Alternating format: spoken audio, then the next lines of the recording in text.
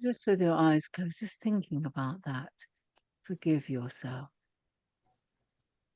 And turning it into I forgive myself. We'll come back to it, of course.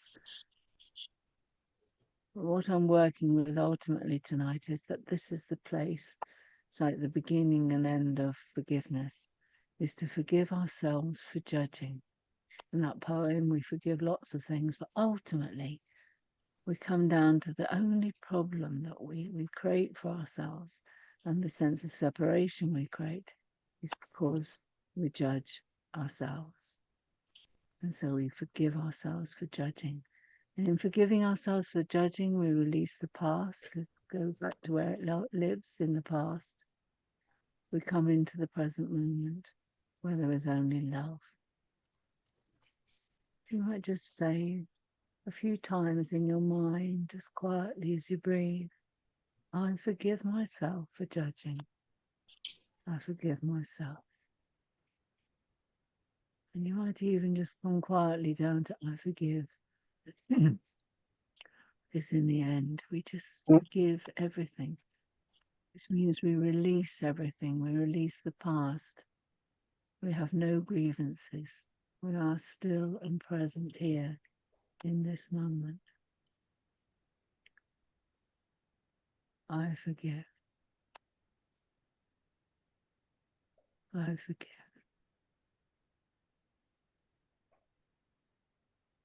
I forgive.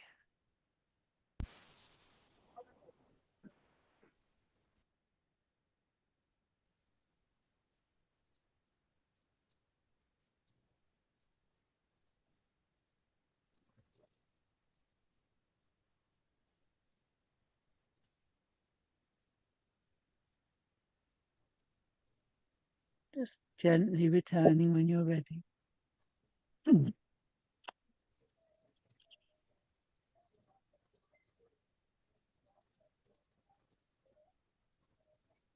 So we're just talking then a little bit more about this forgiving ourselves for judging ourselves and forgive ourselves for judging in general. If we forgive ourselves for judging, I think it's for me, it feels like the root of everything. It's like so big, isn't it? Just forgive yourself for judging. And then if we stop judging, all that's the only experience we have is the experience of unconditional love. The judging takes us into grievances, into fear, into guilt, and all of that takes us away from that pure experience of love. I want to read a little bit about from Love Without Conditions, my world favorite quote, of what Paul Farini said, well, what Jesus says here through Paul Farini. He says, you need to practice the forgiveness process. Whenever you think that someone or something is wrong, forgive yourself for thinking that. And that's a big sentence, although they're just a few words. So whenever you think someone or something is wrong, forgive yourself for thinking that. Don't forgive them for being wrong, because they're not. Don't forgive yourself for being wrong. You're not. Just forgive yourself for thinking that anything is wrong. We could spend we spend half a day examining that one. Say to yourself, this seems to be wrong, but what do I know? I probably have something to look at here that I don't want to see. That's why I think it's wrong, because I don't want to look at it. Be willing to look at the things you would condemn. That is the fastest way to dismantle your guilt. Whatever or whomever you think is wrong just shows you what you think is wrong with you. That is your guilt, brother. Better look at it, or it's going to keep running your life. You have only one person to forgive in your journey, and that is yourself. You are the judge, you are the jury, and you are the prisoner. An unholy trinity, to be sure. Loosen up, my friend. Everything you think you did to others is just a form of self-punishment. You are the one that must live with the guilt, not them. The more guilty you feel, the more you will beat yourself up. Projecting your guilt onto someone else and beating him up only adds to the guilt that you carry. The only way out of this labyrinth of fear is to practice forgiveness. Forgive everything that you think is wrong by forgiving yourself for being in judgment. Look at every judgment you make with compassion for yourself and the person you are judging. Do not justify your judgments, or you will make your illusions real. So it's typical with Paul Ferrini, just a few lines. There's some really powerful thoughts there. He's letting Michelle in again because she's obviously had trouble getting in. Just do one more time. Okay. So I wanted us to actually spend a little bit of time, each person thinking about the way in which you judge yourself. Because I think if we can get at that, we see how we then project out from the way we judge ourselves. If we judge ourselves, just paraphrasing a little bit what Paul was saying there, or Jesus through him, if we judge ourselves, we feel guilty, don't we? So we're all together. Or we judge ourselves because we feel guilty. And then because we feel guilty, we judge ourselves. So when we in that guilty place, what we have to realize is that it's really hard for us to shed the guilt. You know, it's not like you can take it out of yourself and put it somewhere. When we feel guilty, we put the judgment out there onto the world. And for a short while, I'm sure you found this, if you judge somebody or something and make them really bad or wrong, for a very short while you feel better, don't you? So, you know, because what's happened is by judging someone else, you've actually shed the guilt you've got for a minute. Then it comes back because then you feel guilty for judging. And another important reason, I think, for forgiving ourselves for judging is because we want to experience unconditional love, don't we? We really, really want to feel that love filling us. We want to be love. And often we do the meditation, don't we? Just, I am love. And know that everywhere we go, we're just being, giving, showing, expressing love. But we can't do that if we're carrying a load of grievances inside of ourselves, can we? So, one of the important things here is to become aware of it. I've noticed in the work that I do that many people don't know that they're judging themselves. They haven't really spotted it. Yeah? So they are got at some really quite unconscious level. They've got the judgment going on, and it's running inside them somewhere, but they haven't noticed it. So what's really important here is that we become aware. You have to become, not you have to, that sounds heavy. I mean, I really think it's so valuable for us to realize in what way we criticize ourselves and be willing to really look at that and decide to let it go. It's a real decision that we must make, yeah? And we really must make the decision to stop judging ourselves. So before I do any more talking, I want to ask you just to sit with yourself a minute or two and just say to yourself, in what way do I judge myself? Oh, you could use different words. How do I criticize myself? What do I call myself? And it could be things like comparisons, jealousies, putting yourself down, shaming yourself, calling yourself stupid or silly or bad or wrong. These are things that most people run in their heads constantly. Yeah? And so that we shouldn't be surprised if we're running self-judgment, that we're going to feel bad, we're going to feel guilty, and that will make us judge more. So it's really valuable, you know, just to become aware. I'll just say hello to Michelle, who's finally got with us. But Michelle, welcome. You got on. Lovely. Yeah, I'm on my phone, so I tried the laptop, but it didn't work. But you're here. That's lovely. Mm. So, would you just spend 2 or 3 minutes, just really think to yourself, what do I say about myself to myself? What? And if anybody has any difficulty, ask me. We'll see if we can find a better way into it. But just knowing you've got little thoughts going on there. Most of them come from childhood, what you learned to think about yourself or believe about yourself. And it's not true, but it might have become established. So I'm just going to leave you a couple of minutes. What do I say? Sometimes, just a little clue here, sometimes you say I, and sometimes you talk to yourself as you. So, for example, you might say something like, "Oh, you always get everything wrong." Or you're not as clever as your brother, are you? No? Or you always feel on, or you might say, "I, oh, I'm always on the outside. I'm never good enough." People don't really like me enough. Do you see those kind of statements? You can be running them as an inner commentary without even realizing. So I just want you to try and get them now. And it'll be the ones that come up frequently that are the ones that really, really undermine you. So just sit for a couple of minutes and see if you can get hold of anything.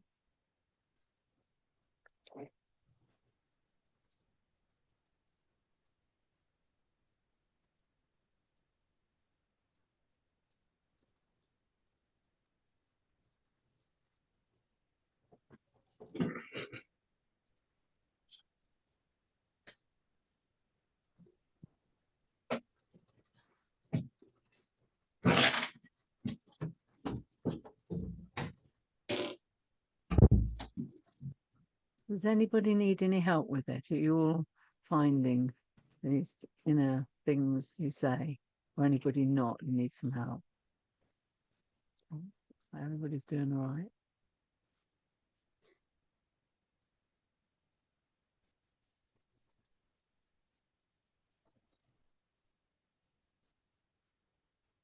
And it's ideal if you can write them down, because we need to be really as aware as we can of what we're actually saying to ourselves.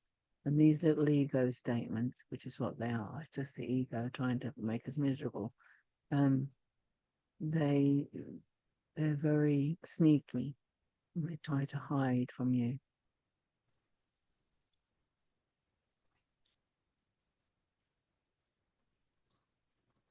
If you need any help with accessing it, you could also think about what was said to you as a child, because so much of the things we say are from what we said to ourselves as children or what adults said to us. In what way were you put down, criticized, shamed, made less than?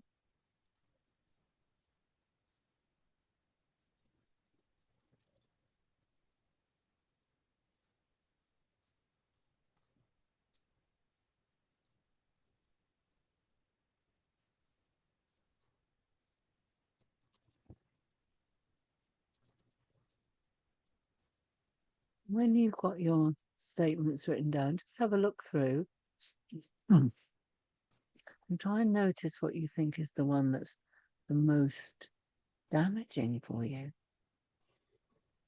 And be as brave as you can, because sometimes it's quite hard to write these things down, but we need to see them, don't we? And some you may know come across before, or you might find something new right now.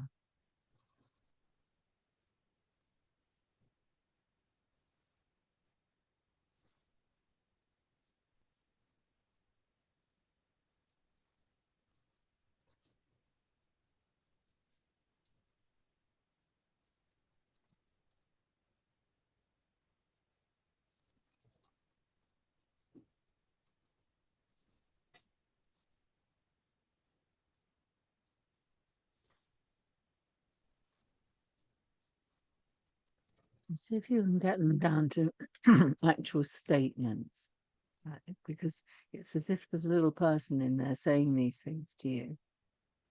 So they will come in statements like, you're so stupid, or you can't do anything right, or other people are better than you. They'll be short, usually short sentences, not great long things.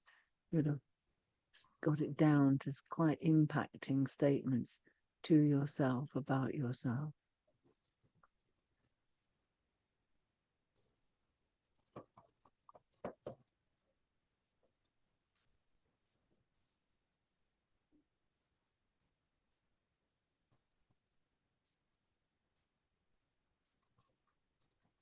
Is everybody more or less there? Tell me do you need more time? Wave at me if you need more time. Okay, so I think you're okay then. I think I just want to remind you of the important areas in childhood, because these things that you say to yourself actually originated in childhood. We tend to think our childhood was just something happened years ago and we have a few memories, but it's extraordinarily powerful informing self-belief, belief about other people, and belief about the world. And these things become embedded in us until we challenge them. We begin to say, hang on, that belongs when I was 7, or it belongs when I was a kid. It doesn't really belong here and now. We begin to say, is it really true? Am I ready to let that let that go? So the formation of these thoughts about ourselves come when the fundamental needs as a child are not met. So we've got two huge needs as a child. One is the drive for attachment. We need to be attached. We need to have be attached to at least one adult and have them attached to us. We need that because we can't survive, can we? The human baby needs the longest amount of time of care of any young that we know of. So we have many years where we need to be looked after. So our inner drive as a child to be attached, to be bonded, is very powerful. If we're not bonded and we don't have attachment, then we've got huge issues of lack of safety and protection and anxiety and fear are developed. There's another really big one that we need to look at, which is the drive for authenticity. A child has a natural yearning just to be themselves. And that means to sing, to dance, to play, to write, to draw, whatever they want to do, to be their free, natural selves. There is the deep drive to do that. And what happens is that parents begin to limit their children frequently, and the child, instead of being huge and expansive and free, becomes more and more contained, more and more held, less and less authentic. The child learns to be good in whatever the parents' terms are, whatever good means to them. And in the process, they begin to lose their authenticity, because the bonding is the most important of all. So in order to be bonded, we have to pretend to be a perfect little child and go to boarding school and do what we're told, whatever it is. We will do it if we lose the bonding otherwise. So this is a very important sort of ground for what we're looking at here. There are smaller but equally important needs that are going on. One is to be loved and feel lovable. The other is to be safe and protected. The other one is to feel valued and valuable. So those are really important too. And if they are not fulfilled, or sometimes we get the opposite of those. So instead of being safe and protected, we're abused or profoundly criticized or neglected.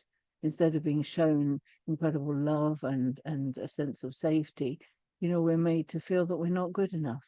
So these experiences begin to form self-beliefs about ourselves. If you're not given the love that you naturally expect, not putting it into words, you just expect to be completely loved. If you're not completely loved, you will conclude you're not lovable, because all children believe that whatever happens to them is largely their fault. So if you seem not to be loved and not to be treated as you're lovable, you think it's you. So you begin to develop a belief, I'm not lovable. Yeah? Or if you're not treated as important, or other kids in the family seem to be more important, more valued, you're neglected in any way, you begin to say, oh, I'm not very important, I'm not good enough. Yeah, because the conclusion you draw as a child is from the way you're treated, and you think it's to do with you. And if you're in any way abused or hurt, you really criticize and judge yourself for that, and you conclude that the world is not safe and you're not protected. So just giving you a bit more background to where the kind of things that you have now to believe about yourself, or some of you may not, you may have done enough work to let them go, to give them up. But it's likely that for most people, there's still some residual beliefs that come from childhood. Isn't that amazing? Huh? You could be 93. I'd worked with somebody that old once who was still dealing with stuff from when they were 7, and that wasn't, that they were stupid. It was because they didn't realize how they saw themselves came from this major time when they were 7. Do you see what I mean? So that's why we're looking at this so carefully, is because what you say to yourself about yourself comes originally from that time. And it may have seemed true to you then, but it's not the truth. And it's definitely not the truth now. So it's just a little bit, adding a little bit to what you're doing, and you may add to your reflection. So just take another couple of minutes and see if there's anything else you found in you about what you still say to yourself or what you still believe about yourself. Because all of this is judging yourself, isn't it?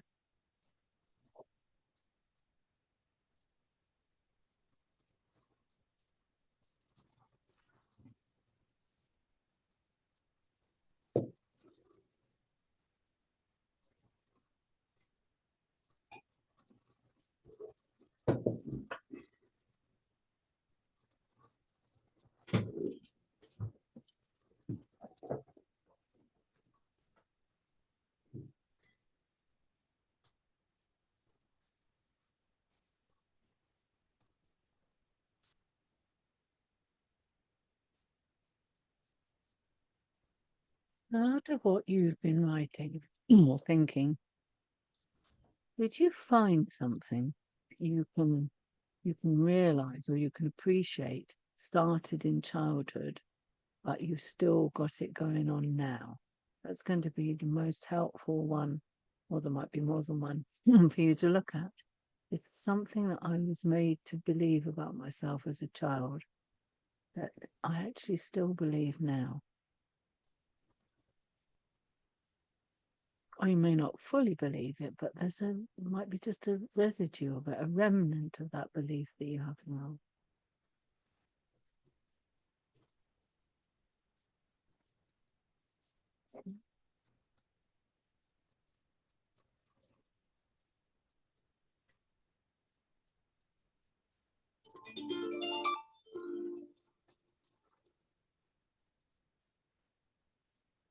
Hello? Hello? Yes?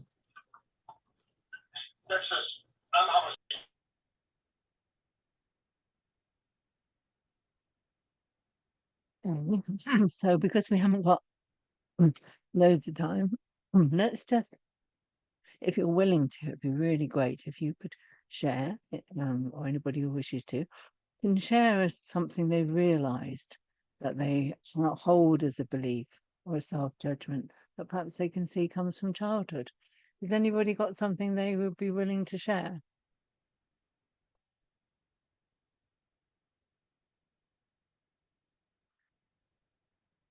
What I'll do, like I usually do, is I'll ask you, because often it's hard, and unless you're asked, you can say no. It's completely fine to say no, I don't want to share anything. I'm just going to go across my screen and ask you if you'd like to, is there anything you'd like to share. I don't mean tell the whole story of it, because we've only got the hour in total. I mean to say this is the way I judge myself. Yeah. So I don't know, Jan, is there anything you'd want to share about how you judge yourself? Yeah, a recent thing that's come up since I came back from the Camino, which was a lifesaver. It was wonderful. But I was aware of so many judgments I had. I mean, of just, this running ego just going on, sort of, oh, he's fat, he's selfish, he's inconsiderate. So I'm just observing it actually because it's sorry, but it doesn't. But I know I need to forgive myself for doing that. Yeah. Well, I see. So you've judged yourself for doing that. Yeah. Isn't it funny what we can do? It makes me laugh really. I do the same, you kind of judge yourself for judging. Because it Then you doesn't could judge normally. yourself for judging, couldn't you? Yeah. Thank you. Viviane, is there any self-judgment you found? Or if you want to share or not, it's up to you.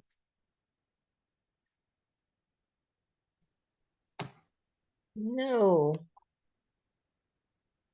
Okay. And it's something I've got inside me. I've had it for so long, and I Yeah. cannot. I don't think I judge myself. Yeah, I probably judge myself, I'm a hopeless person because of a school situation. They consider me remedial, and I was getting the best result. And so in the end, I play myself being remedial. And that is something I know about it. So it's not a judgment. I try to think of the judgments which are, I know I judge all the time other people, just as Jan did.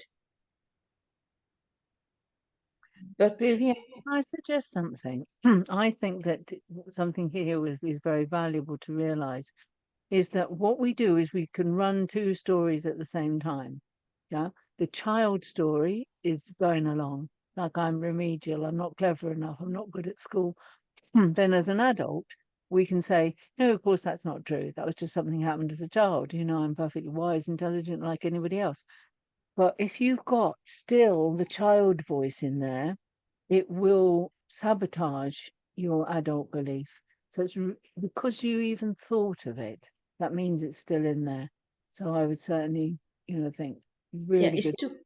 it's too complex, Leah. It's too complex. So many things comes, and I try not to judge myself, especially since I've done Nassim.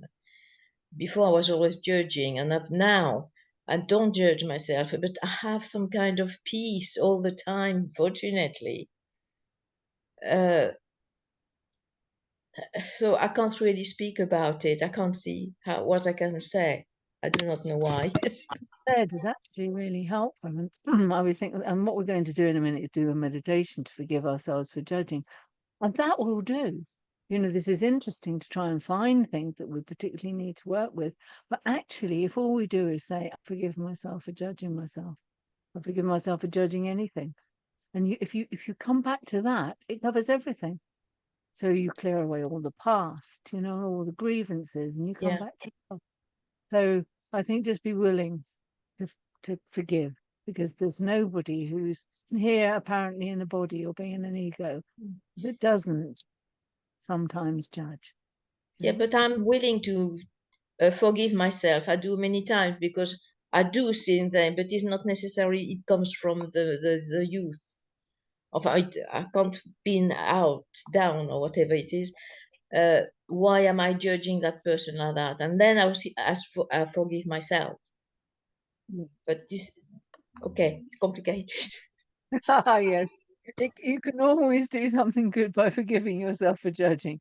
There's never a case for saying, no, I don't need to do that, or I'm not going to do that. Thank you, Vivian. Is Norman, did you want to share anything? Yes, thank you very much.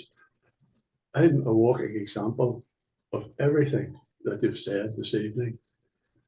And my lack of love began when I was young, as you suggested. I can remember my father coming home, obviously tired from working and all the rest of it. And I had something exciting to tell him, and he was eating his dinner, and he just turned to me and said, "Shut up." And I did. And that sort of was the start of me going into myself and becoming, not loving myself. I thought there was something wrong straight away. It's my fault. And then when I grew a bit older, a friend of mine, no, in fact, it was an aunt who told me that I was rejected at birth. And I thought, oh my, how did that happen? And apparently, I was born in a chemist shop because it was the truth, but that's when my father had a chemist shop, and my mother lived round the corner. And then she broke her waters. She obviously went straight there, and I was born on the floor or whatever. And she already had two boys. So when I was born, there was a lady there called Mrs. Norman, who was the local councillor, and she said, "Oh, it's a lovely wee boy." And my mother said, apparently, "Take it away, don't want it, I want a girl." But thankfully, she picked me up and put me on the breast and said, "That he's a lovely wee boy, and you can name him after me." So that's where the Norman came from, even though the name changed. But that also, when I found that out, straight to the heart, proves it. You're unlovable. You were rejected, and all the rest of it. But I didn't know at the time that exactly what it had done to me. I was in denial. It's my fault. I'm not lovable. And I didn't recognize the love in me. And I couldn't understand why I was totally egoistic. I thought I was a hard man growing up and all the rest of it, and denying everything else. The lady, sort of feminine side, you've got to be joking. The punch somebody in the nose for suggesting that. But yet at the same time, the love in me was saving me out of lots of other situations, and people could see the love in me, but I couldn't.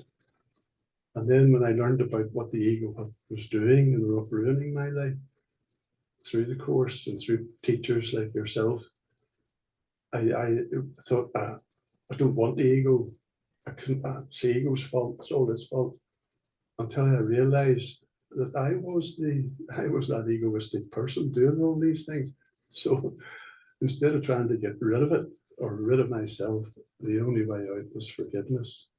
And then when I found out that in reality there wasn't anything to forgive, that made it know I had just created a horrid world where everybody was monsters, except including myself. And once I realized that the world I had made was totally unreal, then it became not easy, but it became possible to let the love gently, gently, gently.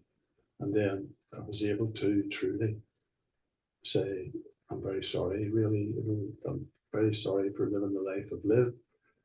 And because it hasn't been real, that's the only saving grace. And I could eventually forgive myself, but it took a long, long time. Yes, I understand. And are you aware of loving yourself now? Or being love is the better way of putting it. Yes, I have lost my fear of God totally. And if I get in trouble or if I forget, I know before I go to sleep, I said, I'm not going to go to sleep on my own.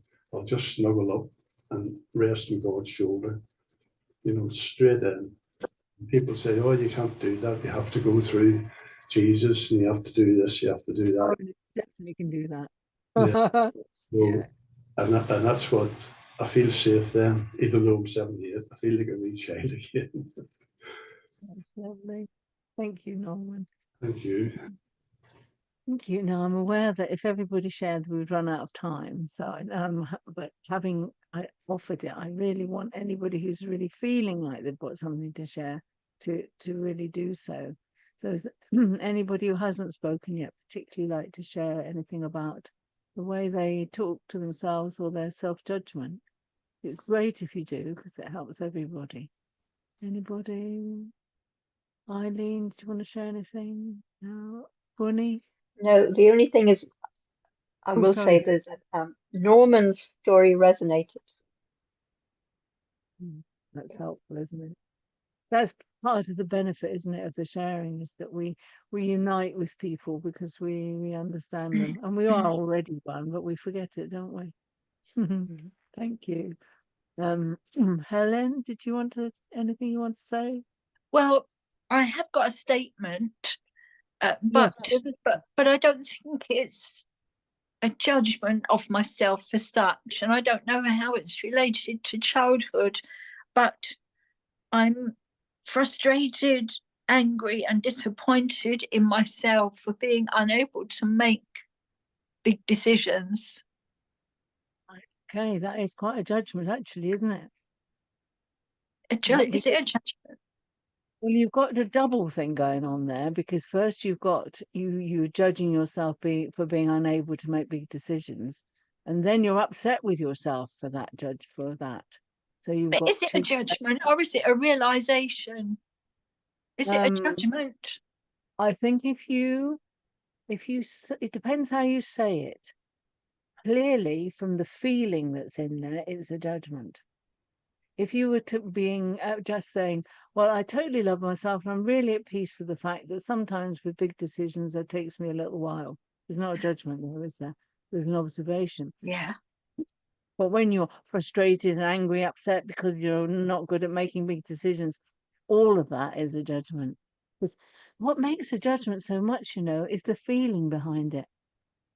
If you said that person is very fat, it might not be a judgment. It might simply be, you know, you can see that they're very fat. That's all. It's not a judgment, just how they are.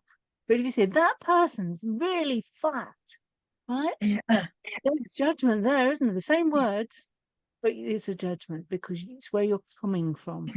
I think a lot of the PC stuff is not very helpful sometimes because we might say something that's not considered to be the correct way to say it, but we didn't mean it judgmentally. We just hadn't realized. So where you're coming from is really important. And I can feel that you're very judgmental of yourself. So I think that this meditation, which we're going to do in a minute, about forgiving yourself for judging yourself, is going to be really valuable. Thank you. So just quickly, anyone else? Sarah, did you want to share anything? If you've got a statement, no. Kit, anything you want to share? Don't you know we never do, but if you want. Just one where it's you never say the right thing, and I think that comes from when I was younger. I kind of told myself that if I could just say the right things in the right way, I could avoid any kind of confrontation.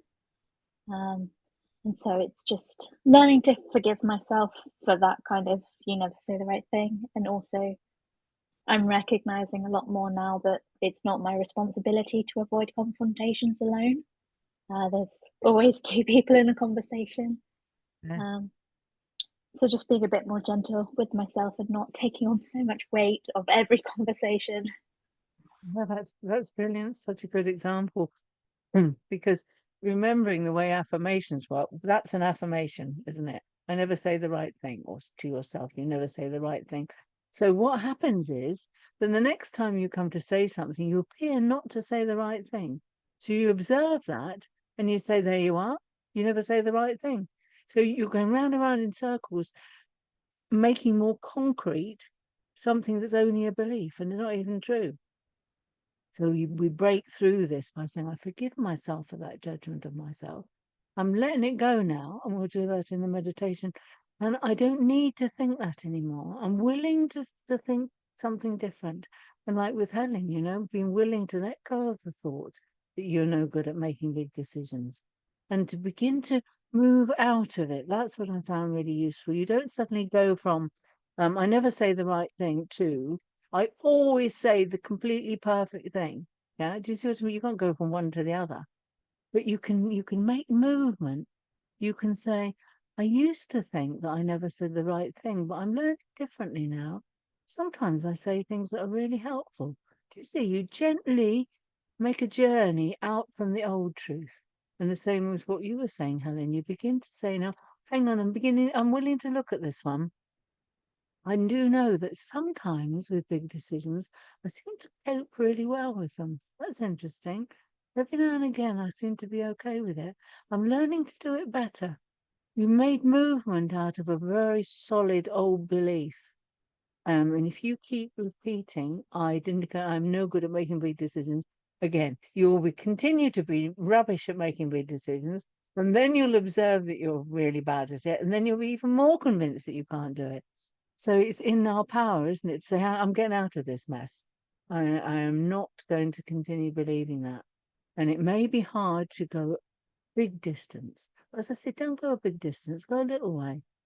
I'm looking at this. I'm seeing if there might be some help. There might be a way I can do it. I'm learning differently. Do you see? You just bring in new little statements and it begins to change. But the start place is forgiving yourself. Okay, lovely. Sarah? She's not on at the moment. I don't think anybody else was wanting to say anything. But the people who have shared, they've really given us the picture, haven't they? So whatever you've got going on, probably it comes from childhood. Probably it's not true anymore. Probably you can begin to move out of it and let go and make a new truth for yourself. Does that feel okay? Yeah, good. Lovely. So, I think we'll go to the meditation now. I'm really sorry Michelle's not there. She must be having trouble with the internet. Oh, so but we'll send her the recording. So if you'd like to close your eyes,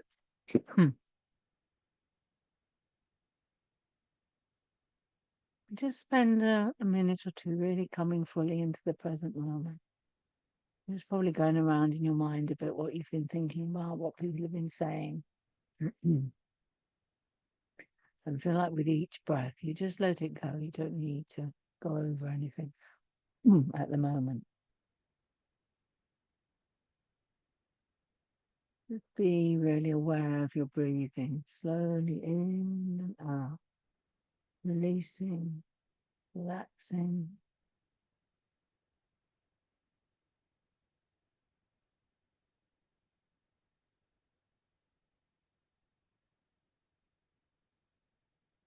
Now bring to mind the self-judgment that you have made, particularly one that comes up more frequently. Just say to yourself, "Well, I notice that I have this kind of judgment of myself, or I notice this particular statement that I make."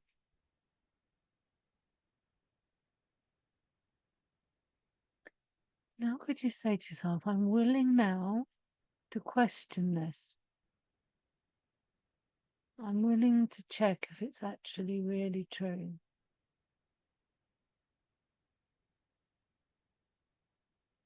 Now see if this thought or this belief or judgment of yourself,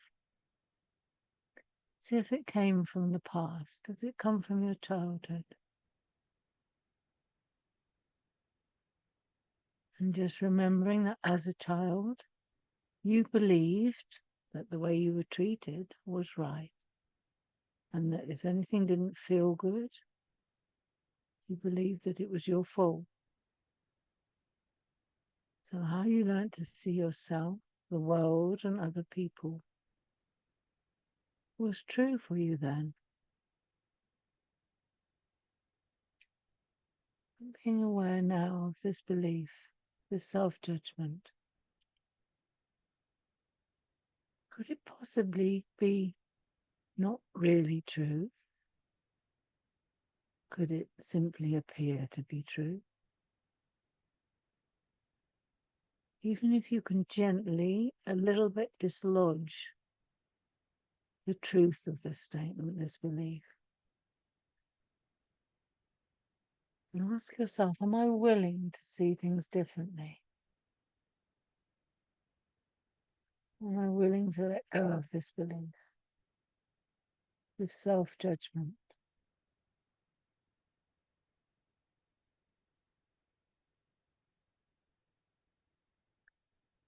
If the answer is yes, can you now forgive yourself for judging yourself? Can you say, I forgive myself for judging myself? The problem here is my judgment.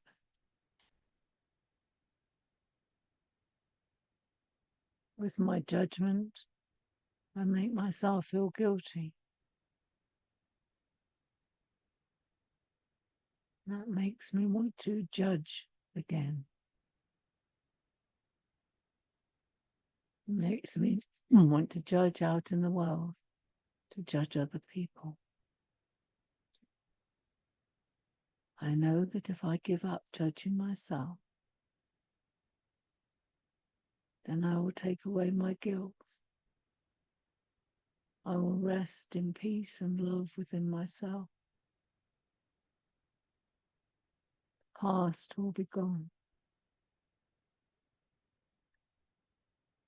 So I forgive myself for judging myself. I forgive myself for judging others. I forgive myself for judging the world. I'm willing to see the love at the heart of everybody and everything.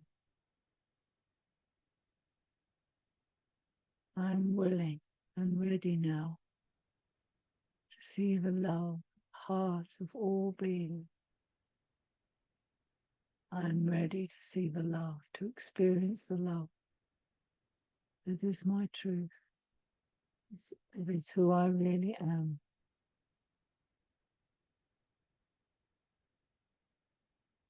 Just come back again just one more time. I forgive myself for judging. Take another few steps forward in living without judgment of anyone or anything. Take a few more steps forward in not judging myself. I forgive myself. I forgive myself utterly and completely. I release the past, it's gone. I release all grievances. I come back to peace, love, and joy within myself. There is nothing to judge. See through the eyes of love. I am love. As I release all judgment, as I choose to forgive myself, so the love blossoms in my heart, in my being. I am love. I am love.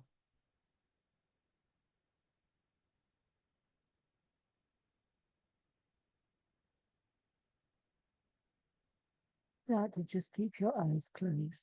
I'm going to read you something from Pierre Pradovan, wrote about blessing.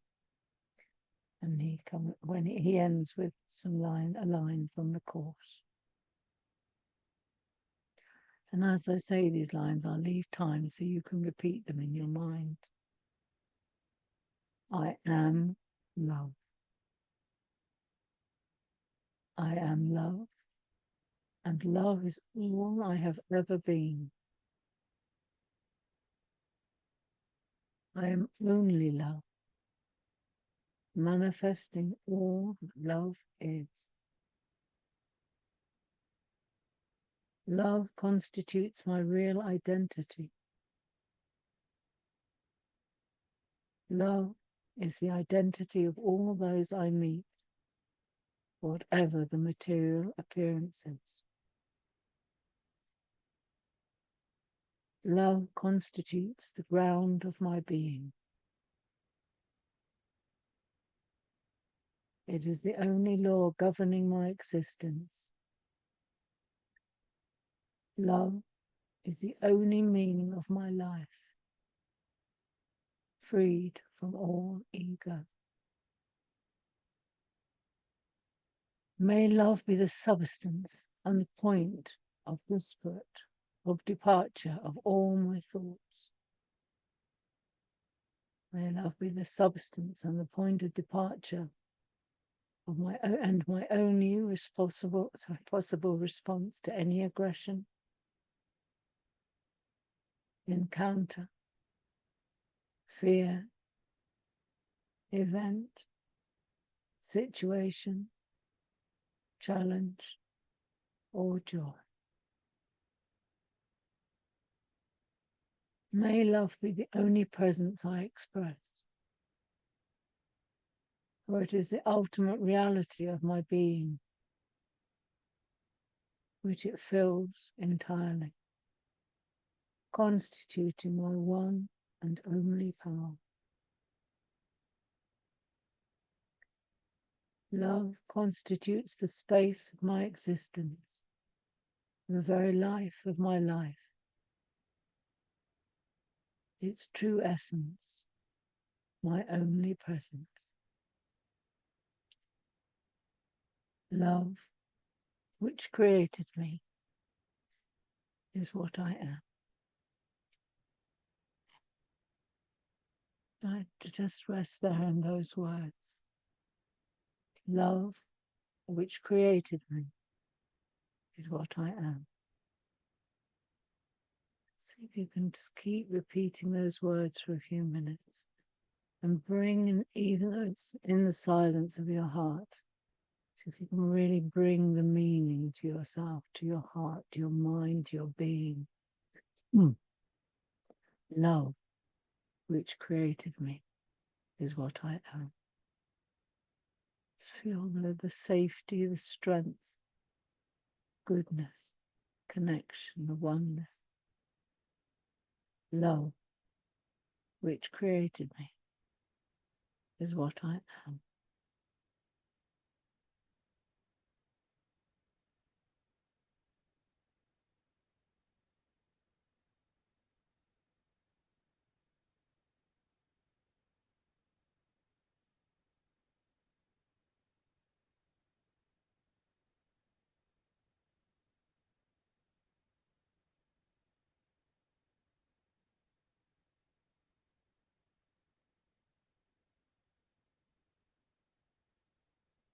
Love, which created me, is what I am.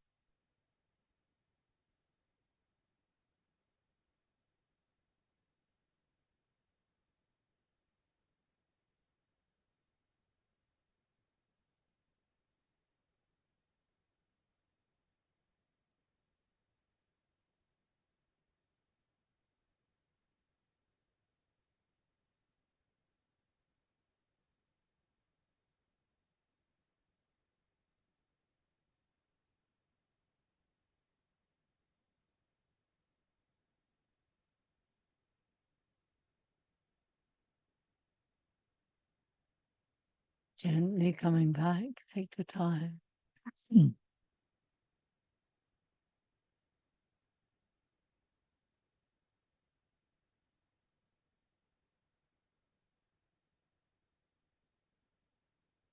I'd really like to invite you all, just one at a time, and I'll call your names, it's easier, saves the gaps. Would you just like to tell the group that love, which created me, is what I am? And if we can each bring that to the group, yeah, the power and strength of it gets greater. So I'll begin. Love, which created me, is what I am. Sarah, would you like to tell the group that? Love, which created me, is what I am. Yes, I see you. Okay. Sarah.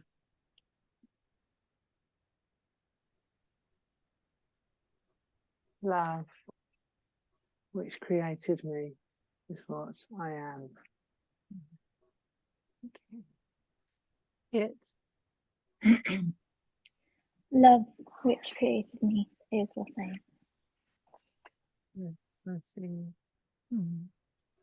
Eileen. Love, which created me, is what I am.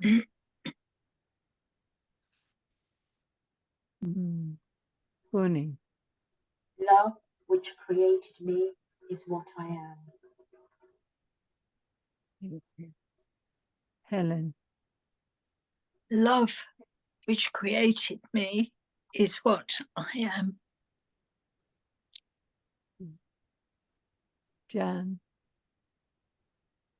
Love, which created me, is what I am. Yes, you are. Jan.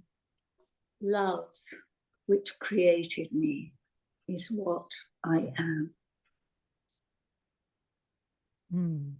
Norman. Love, which created me, is what I am. Isn't that wonderful? You could all take your mute off and let's just say it together. It'll come out like a cacophony, but it'll be a heartfelt one, won't it? Is everybody off mute? Sarah. Sorry, you're still on. Helen's still on mute.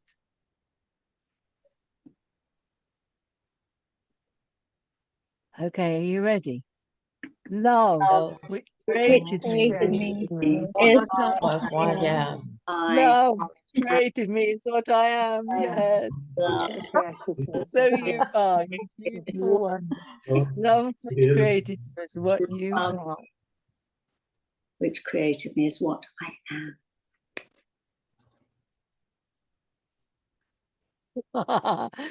So we've got our mute off, so time to say goodbye. Thank you for being here, sharing this with me. And this won't see you again until December. Enjoy your holiday. Yeah, enjoy your holidays. I'm going away on holiday. I've been on holiday for 10 years. Isn't that Lovely. amazing? So I'm making up for it. I'm going Wow. for 5 months to Thailand. Wow. Oh, wow. My motorbike. Yeah. So I look forward to seeing you again in December. Yeah. And Sarah is going to be doing some of the Tuesdays. She'll be in touch with you. So do support her and come along. And Sharon might do something too. I'm not quite sure. But I love you so much, and I'm going to miss you. And I look forward to seeing you in December. Yeah, thank Bye you. bye. Bye. Bye. Happy holiday. Bye bye. Bye bye.